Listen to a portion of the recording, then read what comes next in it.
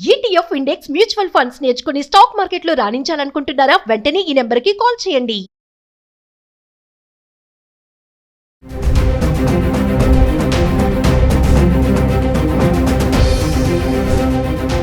నమస్కారం, నేను మీ అడ్వకేట్ సంగీత. చాలా మంది అబ్బాయిలు సింగిల్ గా నైట్ పూట బైక్ డ్రైవింగ్ చేసుకుంటూ వెళ్తుంటారు కదా. ఎవరైనా అమ్మాయి రోడ్డు మీద కనిపించి లిఫ్ట్ అడిగితే దయచేసి మీరు ఎట్టి పరిస్థితుల్లో ఆపకండి. ఎందుకనంటే కొంతమంది హనీ ట్రాప్ చేస్తున్నారు. ఎలా అంటే ఒంటరిగా నిల్చుంటారు అర్ధరాత్రి పూట. మెయిన్ గా అబ్బాయిలకు లిఫ్ట్ అడుగుతూ ఉంటారు. ఇలా లిఫ్ట్ అడగగానే అయ్యో ఒకతే అమ్మాయి, ఈ రోజులు కూడా బాగాలేవు కదా, లిఫ్ట్ ఇద్దామని చెప్పేసి ఈ అబ్బాయి అనుకొని లిఫ్ట్ ఎక్కించుకున్నారా. ఇంకంతే, కొంచెం ముందుకు వెళ్ళగానే వాళ్ళు ఎవరో ఉంటారు, వెంటనే మీ బైక్ ని ఆపేసి బెదిరించేసి మీ దగ్గర ఉన్న డబ్బులు, గోల్డ్, బైక్ కొన్ని సందర్భాల్లో బైక్ కూడా తీసేసుకొని మిమ్మల్ని కొట్టడం జరుగుతుంది. అంటే అక్కడ ఎవరైతే లిఫ్ట్ ఇస్తారో ఆ అబ్బాయిని కొట్టడం జరుగుతుంది. సో ఆయన మళ్ళీ వచ్చి పోలీస్ స్టేషన్ లో కంప్లైంట్ ఇచ్చేసరికి వివరాలు తెలియదు, వాళ్ళు ఎక్కడి నుంచి వచ్చారో తెలియదు. ఇంకా పోలీసులు ఏం చేస్తారు, సీసీటీవీ ఫుటేజ్ చూసి వాళ్ళు ఎవరా అని చెప్పేసి ఐడెంటిఫై చేసుకొని వాళ్ళను కనుక్కునేసరికి టైం పట్టేస్తుంది. ఇలా సిటీలో చాలా వరకు జరుగుతున్నాయి. ఒంటరిగా వెళ్తున్న అబ్బాయిలను మాత్రమే టార్గెట్ చేస్తున్నారు వాళ్ళు. అమ్మాయిలు ఎక్కువగా రద్దీగా ఉండే ప్రాంతాలు ఏవంటే బస్ స్టాప్ లో కానివ్వండి, మెట్రో రైల్వే స్టేషన్స్ కానివ్వండి, ఇలాంటి వాటిలలోనే ఎక్కువగా ఉంటారు. ఉన్న తర్వాత సింగిల్ గా ఇప్పుడు మెయిన్ పగటిపూట కూడా బైక్ మీద ఒకరికి వెళ్తుంటే లిఫ్ట్ అడుగుతూ ఉంటారు. సార్ నాకు కొంచెం లిఫ్ట్ ఇవ్వరా, కొంచెం ముందు వరకు డ్రాప్ చేయండి అని చెప్పేసి, కొంచెం ముందు వరకు వెళ్ళి ఇంకో కొంచెం ముందుకు తీసుకెళ్లరా సార్ అని చెప్పేసి అడుగుతారు. అడగగానే పోనీలే అమ్మాయి ఒకటి ఒంటరిగా లిఫ్ట్ అడిగింది కదా అని చెప్పేసి మీరు పాపం అన్నారా. మీ ఫోను, మీ పర్సు రెండు, అలాగే మీ మెడలో ఉన్న చైన్ కూడా తెలియదు. వాళ్ళు ఎప్పుడు కట్ చేస్తారు, ఎలా తీస్తారు అనేది కూడా తెలియదు. మీరు కొంచెం ఇంకా ఆవిడ దిగి వెళ్ళిపోయిన తర్వాత చూసుకునేసరికి ఎక్కడో ఒక్కడ మీ పర్సు ఉండదు, తర్వాత నెక్స్ట్ మెడలో చైన్ ఉండదు, ఏముండదు.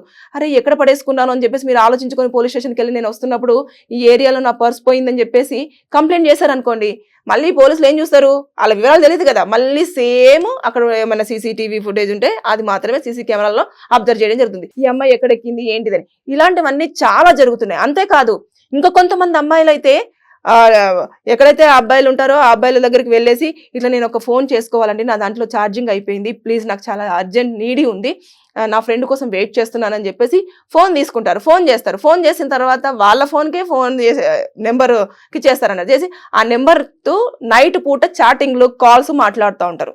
సార్ నేను గుర్తున్నాను, ఆ రోజు నాకు లిఫ్ట్ ఇచ్చారు అది అని చెప్పేసి మాట్లాడిన తర్వాత ఏమవుతుంది, ఇంకా అమ్మాయి మాట్లాడుతుందంటే అసలు ఇంకా అబ్బాయిలకు ఎక్కలేని ఆనందం. ఇంకా కానీ అది ఎంతవరకు ప్రమాదం అనేది మాత్రం గుర్తించరు. సో అయిన తర్వాత మీరే ఫోన్లు, చాటింగ్స్ తర్వాత ఇవన్నీ అయిన తర్వాత నెమ్మదిగా ఫొటోస్ పంపించేశారు. ఒక రోజు కలుద్దామని చెప్పేసి నాకు ఇన్ని డబ్బులు కావాలి, కొంచెం కలవండి అని చెప్పేసి అంటే ఎంతో కొంత మీరు డబ్బులు ఇస్తారు. కానీ అక్కడికి వెళ్ళిన తర్వాత అసలుది తెలుస్తుంది. మీ దగ్గర ఉన్న డబ్బులు లాక్కోవడం కానీ, బెదిరించడం కానివ్వండి, ఇట్లా నాకు ఇంత డబ్బులు ఇవ్వాలి లేకపోతే నన్ను మీరు రేప్ చేస్తున్నారని చెప్పేసి రేప్ కేసు పెడతాను అని చెప్పేసి ఇలా థ్రెట్టింగ్ చేస్తారు. అంటే వాళ్ళు పిలిచిన ప్లేస్ కు మీరు వెళ్ళారా, ఇంకా మీరు ప్రమాదంలో పడినట్టే. ఇలాంటి హనీ ట్రాప్స్ అనేటివి సిటీలో చాలా జరుగుతున్నాయి. సిటీ అవుట్స్కర్ట్స్ లో అయితే ఇంకా దారుణం. నైట్ పూట అమ్మాయిలు అరే ఇంత ఒంటరిగా అమ్మాయి ఉంటుందని చెప్పేసి కనుక తీసారా, మీ ప్రాణాలే కోల్పోయే అవకాశాలు కూడా ఉన్నాయి. ముందుకు వెళ్తే అబ్బాయిలు ఉంటారు, వాళ్ళకి సంబంధించిన అబ్బాయిలు ఉండేసి కర్రలు పట్టుకొని రెడీగా ఉంటారు.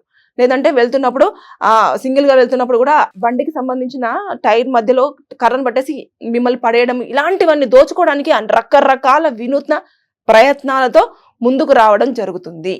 దయచేసి మీరు సాయం చేయండి, కానీ ఆ హెల్ప్ చేసే ముందు 1-2 సార్లు ఆలోచించండి. అది జెన్యూనా కాదా అనేది మీరు ఆలోచించుకొని అన్ని వివరాలు మీరు వాళ్ళకి తెలుసుకోండి. లేదు అనుకుంటే తినకి ఈ ప్రాబ్లం ఉందంట అని చెప్పేసి మీరు పోలీసులకు ఫోన్ చేయండి, హెల్ప్ లైన్స్ ఉంటాయి కదా వాటికి ఫోన్ చేయండి అని చెప్పేసి సజెషన్స్ ఇవ్వండి. అక్కడ తెలుసే కదా, అంత రద్దీ ప్లేసులలో ఆవిడకి అంత పెద్ద ప్రాబ్లం కూడా ఏముండదు. లిఫ్ట్ ఇవ్వాలి అనుకుంటే ర్యాపిడో బుక్ చేసుకోండి, నేను కావాలంటే ర్యాపిడో బుక్ చేసి నేను డబ్బులు ఇస్తాను అని చెప్పేసి మీరు ఒక 50-100 అంతే అవుతుంది, అది ఇచ్చేసైనా ఆవిడ వెళ్ళాలనుకున్న డెస్టినీకి మీరు పంపించండి. అంతే తప్పించి మీరే స్వయంగా అమ్మాయి కదా దించేద్దాము, ఆవిడ వెళ్దామని చెప్పేసి అంటే చాలా ప్రాబ్లం అవుతుంది. ఒక రేప్ కేసు కూడా ఫైల్ అయ్యింది. ఆ అమ్మాయి తీసుకెళ్ళింది, ఇట్లా నన్ను సార్ అక్కడ దగ్గర డ్రాప్ చేయరమ్మా, అమ్మ హాస్పిటల్లో ఉంది, నన్ను హాస్పిటల్ దగ్గర డ్రాప్ చేయండి అంటే ఎవరైనా కూడా ఇబ్బంది అరే అమ్మ కదా అని చెప్పేసి ఆ అబ్బాయి ఏం చేశాడు, ఎక్కించుకొని తీసుకెళ్లి మరి ఎక్కడ హాస్పిటల్ ఇంకా కొంచెం ముందుకి, ఇక్కడ హాస్పిటల్స్ ఉండవు కదండి అంటే ఇక్కడ ఇంటి దగ్గర డబ్బులు ఉన్నాయండి తీసుకొని నేను హాస్పిటల్కి వెళ్ళాలి అని చెప్పేసింది. చెప్పిన తర్వాత సరే అని చెప్పేసి ఆ అబ్బాయి ఇంటి దగ్గరికి వెళ్తే సరే లోపలికి రండి సార్ కొంచెం వాటర్ తాగి వెళ్దురు అని చెప్పేసి లోపలికి వెళ్ళిన తర్వాత బట్టలన్నీ చింపేసుకొని నన్ను రేప్ చేస్తున్నాడు అని చెప్పేసి రేప్ కేసు పెట్టింది. అంటే ఆలోచించండి, ఆయన దగ్గర డబ్బులు లేవు, అతను డబ్బులు ఇవ్వమన్నాడు, అతన్ని డబ్బులు అడిగింది, నా దగ్గర డబ్బులు లేవమ్మా నువ్వు ఇట్లా చేయొద్దు అని చెప్పేసానంటే నువ్వు నన్ను రేప్ చేస్తున్నావు అని చెప్పేసి సార్ నన్ను ఇట్లా నేను ఇంట్లోకి తీసుకొచ్చేస్తే ఫ్రెండ్ అని చెప్పేసి నా మీద ఇట్లా అటాక్ చేశాడని చెప్పేసి పెట్టింది. అంటే పోలీసులు కూడా ఈ మధ్య కాలంలో ప్రతిదీ క్షుణ్ణంగా పరిశీలిస్తున్నాయి. ఇలాంటి హనీ ట్రాప్స్ అనేవి చాలా జరుగుతున్నాయి కాబట్టి ఈ నేపథ్యంలో పోలీసులు కూడా ప్రతిదీ ఎంక్వైరీ చేయడంలో చాలా ముందుంటున్నారు. కాబట్టి ఎట్టి పరిస్థితుల్లో కూడా ఎవరైనా సరే ఒంటరిగా బైక్ మీద వెళ్తున్న అబ్బాయిలనే టార్గెట్ చేస్తున్న అమ్మాయిలు చాలా మంది ఉన్నారు. ఇంకా వాళ్ళను ఏమని ఏ భాషతో పిలవాలో నాకు అర్థం కావట్లేదు.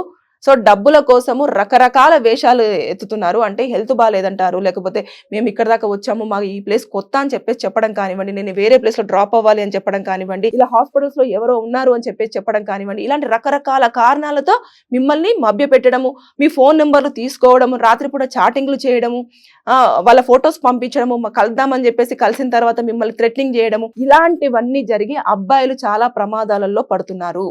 ఇది మన దాకా రాలేదు కదా మనకెందుకు సంబంధం లేదులే అని అనుకోని మాత్రం అనుకోవద్దు. జాగ్రత్త, తస్మత్ జాగ్రత్త. సిటీలో చాలా చాలా చాలా జరుగుతున్నాయి.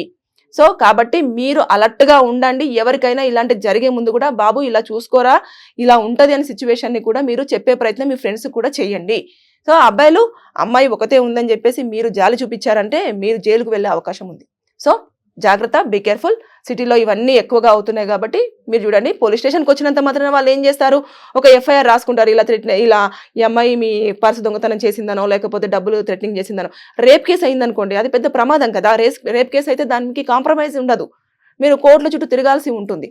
ఇలాంటివన్నీ నేపథ్యంలో మీరు ఏదైనా హెల్ప్ చేసే ముందు ఆలోచించి హెల్ప్ చేసే విధానాన్ని ఎంచుకోండి. రకరకాల ప్లేస్లలో జరుగుతున్నాయి, సిటీలోనే ఎక్కువగా జరుగుతూ ఉన్నాయి. ఎందుకంటే అబ్బాయిలు అంటే నవే డేస్ లో జరుగుతున్న అమ్మాయిల మీద జరుగుతున్న అఘాయిత్యాల నేపథ్యంలో సింగిల్ విమెన్ అనగానే చాలా మంది కన్సర్న్ చూపిస్తూ ఉంటారు. అరే పాపం మన ఇంట్లో కూడా ఆడపిల్లలు ఉన్నారు కదా, కొంచెం హెల్ప్ చేస్తామన్న జాలి హృదయంతోనే ముందుకు వస్తున్నారేమో కానీ అదే మీకు ప్రమాదమై కూర్చుంటుంది. పోలీస్ స్టేషన్లో చాలా కోకొల్లలు ఉన్నాయి కేసులు, కానీ దానికి సరైన ఎవిడెన్సెస్ లేవు. అంటే నిజంగానే ఏం జరిగింది ఏంటి అనేది కూడా లేదు. వాళ్ళ ఐడెంటిటీ ఉండదు, వాళ్ళు ఎక్కడి నుంచి వస్తారో తెలియదు, ఎక్కడ నివసిస్తారో తెలియదు, ఏమి తెలియదు, వాళ్ళ పేరు తెలియదు, ఊరు తెలీదు. దొరికిన వాళ్ళు దొరుకుతున్నారు, దొరకని వాళ్ళు తప్పించుకొని తిరుగుతూనే ఉన్నారు. సో అబ్బాయిలు తస్మాత్ జాగ్రత్త. మీరు ఎట్టి పరిస్థితుల్లో మీరు కేసు ఫైల్ చేయొచ్చు అనుకుంటే మాత్రం ఆధారాలు లేనప్పుడు పోలీసులు కూడా ఏమీ చేయలేరు, కోర్టులు కూడా ఏమీ చేయలేవు. కాబట్టి మీరు జస్ట్ పోయింది నేను ఇట్లా మోసపోయాను అని చెప్పి చెప్పుకోవడమే తప్పించి మీరు ఇంకా న్యాయం పొందే అవకాశం చాలా తక్కువగా ఉంటుంది. కాబట్టి జాగ్రత్త. Thank you.